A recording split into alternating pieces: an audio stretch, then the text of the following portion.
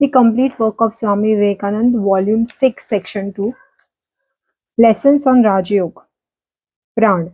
The theory of creation is that matter is subject of five conditions: ether, luminous ether, gaseous, liquid, and solid.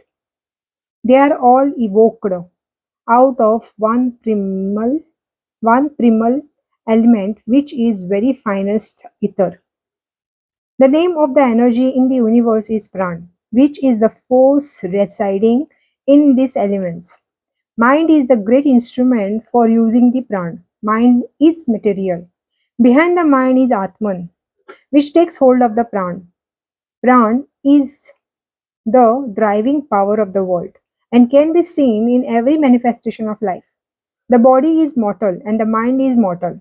Both being compounds must die. Behind all is the Atman, which never dies. The Atman is pure, intelligent, controlling and directing Pran. But the intelligence we see around us is always perfect. When intelligence is perfect, we get the incarnation, the Christ. The intelligence is always trying to manifest itself, and in order to do this, it is creating reality. And at the back of all things, every being is equal. Mind is very fine matter. It is the instrument of manifesting Pran. Force requires matter for manifestation. The next point is how to use this Pran. We all use we all use it, but how sadly we waste it. The first doctrine in the preparatory stage is that all knowledge is the outcome of experience. Whatever is beyond the five senses must also be experienced in order to become truth to us. Our mind is acting on the three planes: the subconscious, the conscious, and superconscious. Of man, the yogi alone the yogi alone is superconscious. The whole theory of yoga is to go beyond the mind. These three planes can be understood by considering the vibration of light or sound. There are certain vibrations of light too slow to become visible.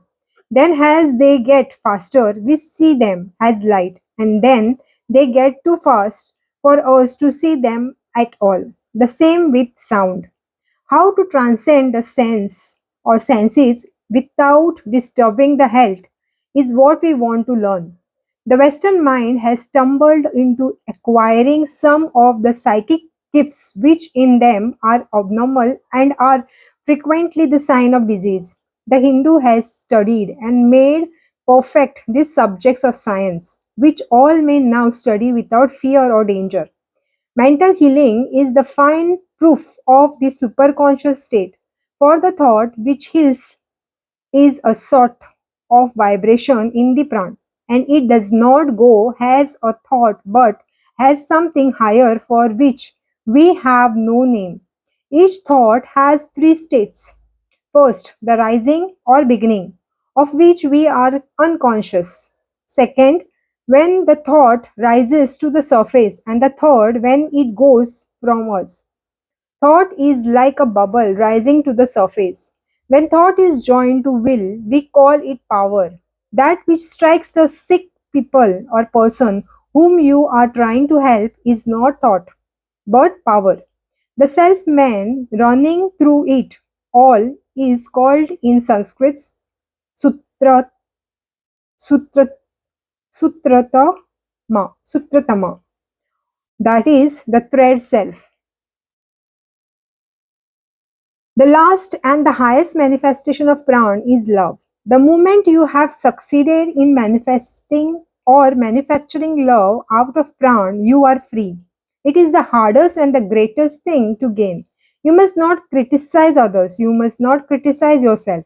If you see a drunkard, do not criticize him. Remember, he is you in another shape. He who has he who has not darkness sees no darkness in others. What you have inside you is that you see in others. This is surest way to reform or of reform.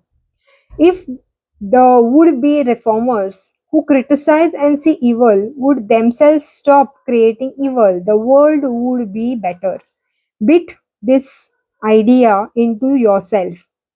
The practice of yoga. The body must be properly taken care of. The people who tortures their flesh are demonical. Always keep your mind joyful. If melancholy's thoughts come, kick them out. A yogi must not eat too much, but he also must not fast. He must not sleep too much, but he must not go without any sleep. In all things, only the man who holds the golden mean can become a yogi. What is the best time for the practicing in yoga? What is the best time for practicing in yoga? The junction time of dawn and twilight, when all nature becomes calm. Take help of nature. Take the easiest posture in sitting. Take the three parts straight, the ribs, the shoulders, and the head, leaving the spine free and straight, no leaning backward or forward. Then mentally hold the body as perfect, part by part. Then send a current of love to all the world. Then pray for enlightenment. And lastly, join your mind to your breath and gradually attain the power of concentration, your concentrating your attention on its movements. The reason for this will be apparent by degrees. The ojas. The ojas is that which makes the difference between man and man. The man who has much ojas is the leader of men. It gives a tremendous power of attraction. Ojas is manufactured from the nerve current. It has this peculiarity. It is most easily made from that force which manifests itself in the sexual power. If the powers of the sexual center are not frittered away and their energy is wasted, action is only thought in the gross state. They can be manufactured into ojas. The two great nerve currents of the body start from the brain, go down on each side of the spinal cord, but they cross in the shape of the figure 8 at the back of the head. Thus, the left side of the body is governed by the right side of the head. At the lowest point of the socket is the sexual center or the sacral plexus. The energy conveyed by these two currents of nerves comes down, and a large amount of continuous and the large amount is continually being stored in the sacral plexus. The last bone in the spine is over the sacral plexus and is described in symbolic language as a triangle. And as the energy is stored up beside it, this energy is symbolized by a serpent. Consciousness and subconsciousness work through the two nerve currents, but superconsciousness takes off the nerve current when it reaches the lower end of the socket. And instead of allowing it to go up and complete the circuit, stops and forces it up the spinal cord as urges from the sacral plexus. The spinal cord is naturally closed, but it can be opened to form a passage for these ojas. As the current travels from one center of the spinal cord to another, you can travel from one plane of the existence to another. This is why the human being is greater than others, because all planes, all experiences are possible to the spirit in the human body. We do not need another, for man can. We do not need another, for the man can, if he likes, finish in his body his obeisance and can after that become pure in his body and can become pure spirit. When the ojas has gone from the center to center and reached the pineal gland, a part of a brain to which science can assign no functions, man then becomes neither mind nor body, and he is free from all bondage. The great danger of psychic power is that man stumbles, as it were, into them and knows not how to use them rightly. He is without training and without knowledge of what has happened to him. The danger is that in using the psychic powers, the sexual feelings are abnormally aroused, as these powers as these powers are in fact manufactured out of the sexual centers. The best and the safest way is to avoid psychic manifestation, for they play the most horrible pranks on their ignorant and untrained owner. To go back to the symbols, because this movement of ojas up the spinal cord feels like a spiral one. It is called the snake. The snake, therefore, or the serpent, rests on the bone or triangle.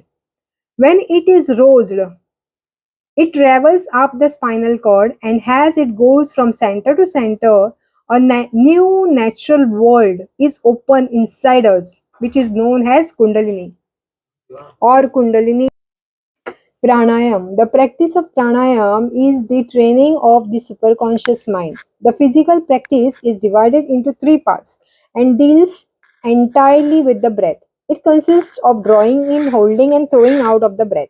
The breath must be drawn in by one nostril, whilst you count four, and then held whistled you count 16, and throw away by the another nostril whistle you count 8. So 4, 16, and 8. Then reverse the process, closing the other nostril while you breathe in. You will have to begin by holding one nostril with your thumb, but in time your breathing will obey your mind. Make 4 of these pranayams morning and evening.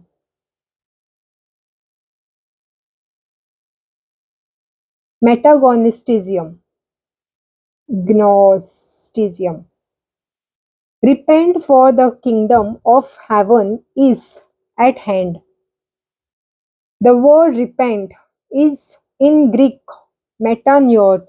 Meta means behind, after, or beyond, and means literally go beyond knowledge, the knowledge of the five senses, and look within, where you will find the kingdom of heaven. Sir William Hamilton says at the end of the philosophical work, here philosophy ends, here religion begins. Religion is not and never can be in the field of intellect. Intellectual reasoning is based on facts evident to the senses. Now, religion has nothing to do with the senses. The agnostics say that they cannot know God, and rightly, for they have exhausted the limits of their senses and yet get no further in knowledge of God. Therefore, in order to prove religion, in order to prove religion, that is the existence of God, immortality, etc., we have to go beyond the knowledge of the senses. All great prophets and seers claim to have seen God. That is to say, they have had direct experience. There is no knowledge without experience, and a man has to see God in his own soul. When man has come face to face with the one great fact in the universe, then alone will doubt vanish and crooked things become straight. This is seeing God. This is seeing God. Our business is to verify, not to swallow. Religion, like other sciences, requires you to gather facts, to see for yourself. And this is possible when you go beyond the knowledge which lies in the religion of the five senses, or in the region of the five senses. Religious truth need verification by everyone. To see God is the one goal, power is not the goal. Pure existence, knowledge, and love is the goal, and love is God. Thought, imagination, and meditation. The same faculty that we employ in dreams and thoughts, namely imagination, will also be means by which we arrive at truth. When the imagination is very powerful, the object becomes visualized. Therefore, by it, we can bring our bodies to any state of health or disease. When we see a thing, the particle of the brain fall into a certain position like the mosaics of the kaleidoscope. Memory consists in getting back this combination and the same setting of the practical particles of the brain. The stronger the will, the greater will be the success in resetting these particles of the brain. There is only one power to cure the body, and that is in every man. Medicine only roses this power. Disease is only the manifest struggle of that power to throw off the poison which has entered the body. Although the power to overthrow poison may be roused by medicine, it may be more permanently roused by the force of thoughts.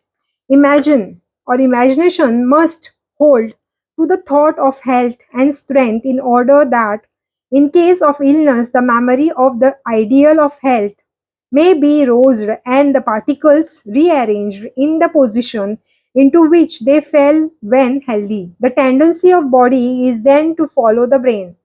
The next step is when this process can be arrived at another mind, working on us. Instance of this instance of this may be seen every day. Words are only a mode of minds acting on mind. Good and evil thoughts are each word. Good and evil thoughts are each a potent power, and they fill the universe. As vibration continues, so thoughts remain in the form of thoughts until translation or translated into action. For example, force is latent in the man's arm until he strikes a blow. When he translates it into activity, we are the higher we are the heirs of good and evil thoughts. If we make ourselves pure and the instruments of a good thoughts, this will enter us. The good soul will not be receptive to evil thoughts. Evil thoughts find the best field in evil people. They are like microbes which germinates and increase only when they find a suitable soil. Mere thoughts are like little wavelets, fresh impulses. Two vibrations come to them simultaneously until at last one great wave seems to stand up and swallow up the rest. These universal thought waves seem to recur every 500 years, when invariably the great wave typifies and swallows up the others. It is not which constitutes, it is it is this which constitutes a prophet. He forces in his own mind the thought of the age in which he is living and gives it back to mankind in concrete form. Krishna, Buddha, Christ, Mohammedan, and Luther may be instanced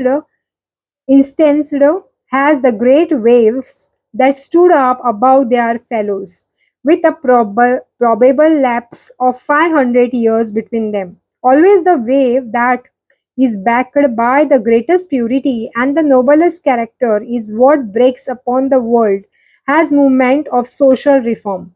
Once again, in our day, there is a vibration of the waves of thoughts, and the central idea is that of the immanent God. And this is everywhere, cropping up in every form and every sect. In these waves, construction alternates with destruction. At the construction always makes an end of the work of destruction. Now, as a man dives deeper to reach his spiritual nature, he feels no longer bound by superstitions. The majority of sect will be transcend, and the last only has bubbles because the leader are not usually men of character. Perfect love, the heart never reacting. This is what builds character. There is no allegiance possible where there is no character in the leader. and perfect purity ensures the most lasting allegiance and confidence. Take up an idea, devote yourself to it, struggle on it on in patience, and the sun will rise for you. To return to imagination, we have to visualize the Kundalini, the symbol of serpent coiled on the triangular bone. Then practice the breathing as described before, and while holding the breath, imagine that breath like the current which flows down the figure 8. When it reaches the lowest point, imagine that it strikes the serpent on the triangle and the cause of the serpent to mount up the channel within the spinal cord. Direct the breath in thought to this triangle. We have now finished the physical process. From this point, it becomes mental. The first exercise is called the in. Gathering in. The mind has to gather up or withdraw from wandering. After the physical process, let the mind run on and do not restrain it. But keep watch on your mind as the witness watching its action. This mind is thus divided into two, the player and the witness. Now strengthen the witnessing part and do not waste time in restraining your wandering. The mind must think, but slowly and gradually, has the under control until at last you cease to play or wander. Second exercise, meditation. First exercise, gathering in. That is withdrawing from wandering, withdrawing the mind from wandering. Second exercise, meditation, which may be divided into two. We are concrete in constitution and the mind must think in forms. Religion admits this necessity and gives the help of outward forms and ceremonials. You cannot meditate on God without some form. One will come to you for thought and symbol are inseparable. Try to fix your mind on that form. 3 exercise. Exercise. Third exercise. This is attained by practicing meditation. First is withdrawing the mind from wandering. Second is meditation. And third is by practicing meditation and is really one pointedness or one pointedness. This is attained by practicing meditation and is really one pointedness. The mind usually works in the circle, make it remain on one point.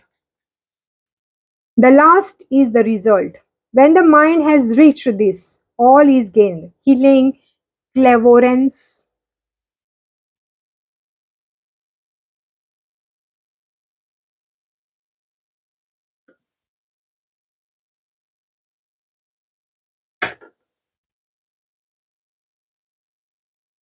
The last is the result. When the mind has reached this, all is gained. Healing, clairvoyance, and all psychic gifts. In a moment, you can direct this current of thought to anyone, as Jesus did, with instantaneous result. Instantaneous result. People have stumbled upon this gift without previous training, but I advise you to wait and practice all these steps slowly.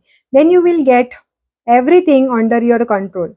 You may practice healing a little if love is the motivation. If love is the motivation, for that cannot hurt. Man is very short sighted and impatient. All want power, but few will wait to gain it for themselves. He disturbs, but will not store up. It takes a long time to earn and but a short time to disturb. Therefore, store up your powers as you acquire them and do not dissipate them. Every wave of passion restrained is a balance in your favor. It is therefore good policy not to return anger for anger.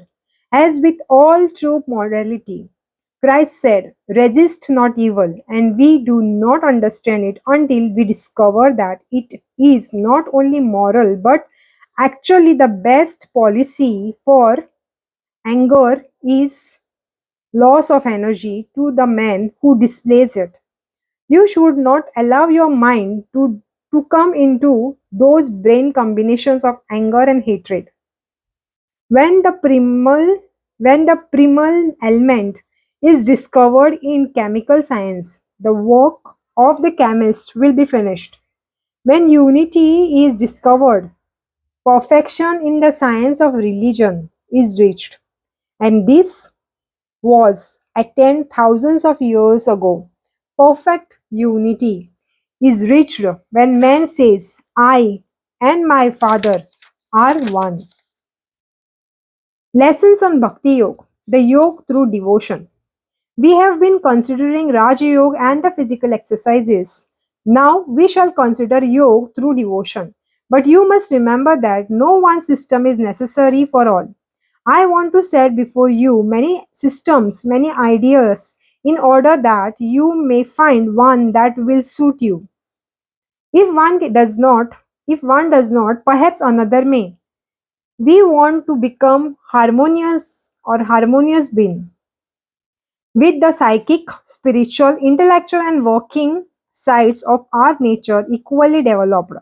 Nations and individuals typify one of these sides or types and cannot understand more than that one. They get so built up into one idea that they cannot see another. The idea is really that we should become many sided. Indeed, the cause of misery of the world is that we are so one sided that we cannot sympathize with one another. Consider a man looking at the sun from beneath the earth, up the shaft of the mine. He sees one aspect of the sun. Then another man sees the sun from the earth level, another through mist and fog, another from the mountain top. To each, the sun has a different appearance. So, there are many appearances, but in reality, there is only one sun. There is diversity of vision, but one object, and that is sun. Each man, according to his nature, has a peculiar or particular tendency and takes to a certain idea and a certain path by which to reach it. But the goal is always the same to all. The Roman Catholic is deep and spiritual, but he has lost breath. The Unitarian is wide, but he has lost spirituality and considers religion as of divided importance. What we want is the depth of Roman Catholic and the breadth of Unitarian. We must be as broad as the sky, as deep as the ocean. We must have the zeal of the fanatic, the depth of the mystic, and the wide of the agnostic. The word toleration has acquired an unpleasant association with the conceited man who, thinking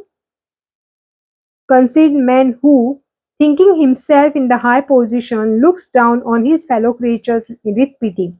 This is a horrible state of mind. We are all traveling the same way towards the same goal, but by different paths made by the necessity of the case to suit diverse minds. We must become many-sided. Indeed, we must become potent in character so as not only to tolerate but to do what is much more difficult, to sympathize, to enter into another path and feel with him in his aspiration and seeking for after the God.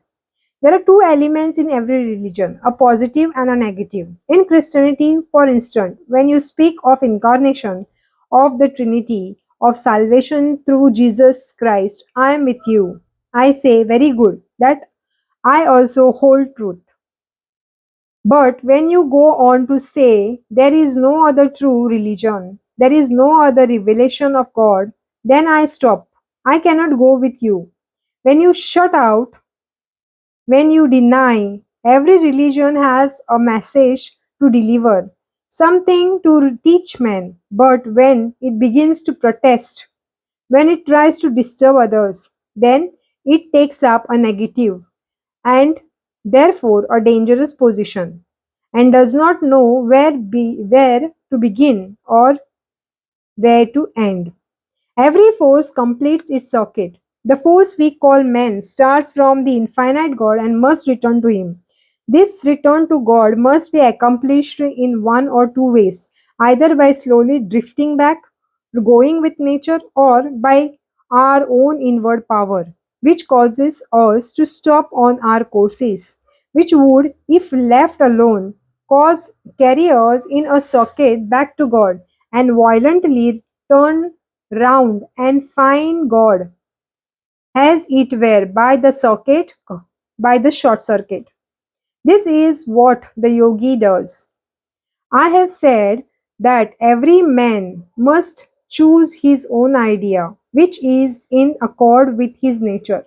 This idea is called as man's ishta. You must keep in secret. You must keep it secret, and therefore secret. And when you worship God, worship according to your Ishta. How are we to find out the particular method? It is very difficult, but as you preserve in your worship, it will come of itself. Three things that are the special gifts of God to man: the human body, the desire to be free, and the blessings to help from one who is already free. Now we cannot have devotion without a personal God. There must be the lover and the beloved. God is an infinitest human being. It is bound to be so. For so long as we are human, we must have a humanized God. We are forced to see the personal God and Him alone or only. Consider how all that we see in the world is not the object pure and simple, but the object plus our own mind. The chair plus the chair's reaction on your mind is the real chair. You must color everything with your mind, and then alone you can see it. For example, white, square, shiny, hard box, seen by the man with three senses, then by the man with the four senses, and all the and then by the five senses. The last alone sees it with all enumerated qualities, and each one before has seen an additional one to the previous man. Now, suppose a man with six senses sees the same box, he would see still another quality added. Because I see love and knowledge, I know the universal cause is manifestation that love and knowledge. How can that be loveless which causes love in me? We cannot think of the universal cause without human qualities. To see God as separate from ourselves in the universe is necessary as a first step. There are three visions of God. The lowest vision, when God seems to have a body like ourselves. A higher vision, when we invest God with human qualities, and then on till we come to the highest vision when we see God. But that in remember that in all these steps we are seeing God and God alone. There is no illusion in it, no mistake. Just as when we saw the sun from the different points, it was still the sun and not the moon or anything else. We cannot help seeing God as we are infinitized, but still as we are. Suppose we try to conceive God as the absolute, we should have again to come back to the relative state in order to enjoy and love. The devotion to God, has seen in every religion, is divided into two parts: the devotion which works through forms and ceremonies and through words, and that which works through love. In this world, we are bound by laws, and we are always striving to break through these laws. We are always trying to disobey, to trample on nature. For instance, nature gives us no houses, we build them. Nature made us naked, we clothe ourselves. Man's goal is to be free, and just in so far as we are incompetent to break nature's law, shall we suffer. We only obey nature's law in order to be outlawed. beyond law. The whole struggle of life is not to obey. That is why I sympathize with Christian scientists, for they teach the liberty of man and divinity of soul. The soul is supreme to all environment. The universe is my father's kingdom. I am the heir apparent. That is the attitude for man to take. My own soul can subdue all. We must work through the law before we come to liberty. External helps and methods, forms and ceremonies and creeds, doctrines, and all have their right place and are meant to support and strengthen us until we become strong. Then they are no more necessary. They are our nurses and as such indispensable in youth. Even books are nurses, medicines and are nurses. But we must work to bring about the time when man shall recognize his master over his own body. Herbs and medicines have power over us as long as we allow them. When we become strong, these external methods are no more necessary.